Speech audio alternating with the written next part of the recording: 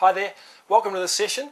We're going to be looking at the UK test tool, and in the next few minutes we're just going to go through and show you how to use this presentation, and we'll take you step by step, show you how to make the most of the diagrams, and then we're going to look at some live footage showing you how this presentation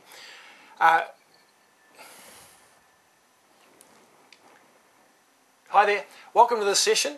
We're going to be looking at the use of the UK test tool to communicate the gospel. So in the next few minutes we'll take you step by step and we'll show you how to make the most of this presentation using the diagrams, etc. And then we're going to go have a look at some live footage of how a presentation like this can be used in street evangelism or outreach. But keep in mind, this is also for friends, it's for family, it's for workmates, it's really for anybody that you want to communicate the gospel to. So this presentation, it is accurate, it's loving, it is powerful because it's the gospel message, and it can be delivered in just a few minutes. So God bless you as you take the time to get equipped, and I pray that He will bless your efforts. Thanks. Excuse me, I wonder if you can help me with something. We call this the UK test. Now, have you seen it before? You haven't? Okay. Well, first question is this: are you good? That's the test. Are you a good person? You are, okay. Well, let's have a look at the test and see if that's true. First question of our test: you ever told a lie in your life? You have done, okay. Number two, ever stolen something? Anything, piece of fruit, someone's clothing, whatever. Okay, you have. All right, number three, ever disobeyed your parents? They asked you to do something, you just didn't do it. All right, number four, ever hate someone? Really angry with them, you wanted to punch them out. You maybe didn't punch them out, but you wanted to at a moment in time. Okay. Number five, have you ever used God's name as a swear word? Have you ever said, oh my God, oh God, Jesus, anything like that? You have done, okay. Well, if I'm honest, I've got to tick all 5 boxes myself. I'm no better than you. Now, you may be familiar with these. They're actually 5 of the 10 Commandments. Have you heard of the 10 Commandments? You have done, okay. Well, here's the problem. The truth is, all of us are actually guilty of breaking God's laws. And when we do that, we're saying to God, God, I don't respect you. I don't care what you want. I'm living for me. And so with that attitude, a big barrier comes up between us and God. You see that? Now, if this barrier stays up when we die, there is only one option left. That's hell. You've heard about that place. It's a tragic place. It is exactly what you and I deserve for not living for the one who made us. That's the bad news. Good news is this: even though we deserve hell, God wants us with Him in heaven. So what He does, He sends His Son down. You know the story. Jesus Christ comes to earth. He lives a perfect life. He dies on the cross. He takes your punishment on Himself.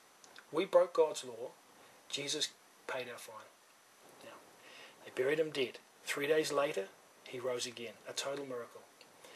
He now makes a bridge for us to cross. He also removes our barrier. We cannot remove that barrier ourselves. Being good, going to church, trying to be a nice person, it's wonderful. But none of those things remove our barrier. Only Jesus can do that. So, for us to cross this bridge, it's simple. 2 things. 1, turn away from what we know is wrong. Now, we're not going to be perfect. Nobody is. We're saying, God, I want to go your way with my life. Help me change. It's an attitude. Right? So that's 1. Second thing, we need to surrender our life to Jesus. He's come and surrendered His life for us on the cross. He now says, you surrender to me. So that means we ask Him to forgive us for what we've done. We ask Him to enter into our life. We ask Him to take us across the bridge. From that moment on, we're committing our life into His hands. And He's going to start guiding us and helping us on that way. But that's the thing. Turn and surrender. If a person hasn't turned and surrendered, they're stuck on that side. There's no other way of getting across. So, last question. If you died tonight, what side would you be on? Now, at that point in the presentation, you're going to get a couple of answers. 1, people will just point to hell. And the question that goes with that is, well, does that concern you? And depending on their answer, if they say, oh, it doesn't really concern me, you say, well, do you understand what hell's like? It's a tragic place. It's all the good things that we get from God now are withdrawn. And you can flesh that out a little bit and try and sew them up about the reality of hell and its seriousness. if a person says yes, it does concern them, then that's where you can go and start talking about the goodness of God, the love of God, and start fleshing out this turning and surrendering and making it practical. You may want to share your own testimony at that point and help them explain to them what they need to do to get across here. If a person answers heaven, my question is always, now why did you say heaven? And the most common answer is, well, I want to be in heaven. That's all. That's why I've chosen. I just want to be there. And then that's when you go back and you talk about turning and surrender. Have you turned and surrendered? And most people you'll find haven't, unfortunately. And so you can clarify that. Now, if a person you believe is ready to cross the bridge and they're saying, yes, I want to do that, we've put a little section on the back here where we call it summary questions, where you can take it step by step and just flesh out what you've already heard and just make sure they really understand what they're doing. The last thing we want is for some person just to say a little prayer and think they've crossed the bridge and everything's right with God when it isn't. Because we know that this is a supernatural work. When a person genuinely comes to faith in Jesus, the Spirit of God is the one who's been working and ministering in their life. And so these are just some checks to make sure, yes, the Spirit of God has brought them to this place. They are willing to surrender. And if that's the case, we can take them through a prayer in the back. I always tell people this is not a magic prayer. Don't chant it with candles because it won't help you. We just say, look, work your way through that, and if you're genuine, God can hear you. At that point, you may want to use one of the tracks we've put together. It's just a very simple presentation, because remember, this is the tool that you keep. You're not giving this away. This is your tool you practice and keep. Then you give away tracks at the end. And this track is just simply a summary of what we've been through. And on the back of this, there is a section called the cost, and that again just fleshes out. This is not an easy thing.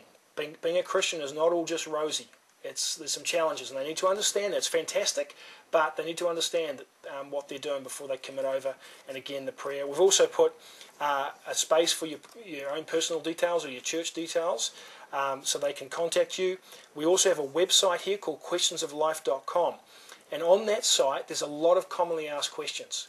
So if you find yourself partway through this presentation, someone asks you a curly question, you can say, that's a good question, and refer them to this website, then keep going with the presentation. So that's always there as a bit of a safety net if you get a bit stuck. So that's there. These are all available through our website, so you can just get onto that at gospel-outreach.org. But my prayer is that you commit to learning how to share the gospel. Practice, practice, practice. And over time, you'll get more and more familiar with the tools, and you'll be able to put your own personality into them and make them your own. And so go for it.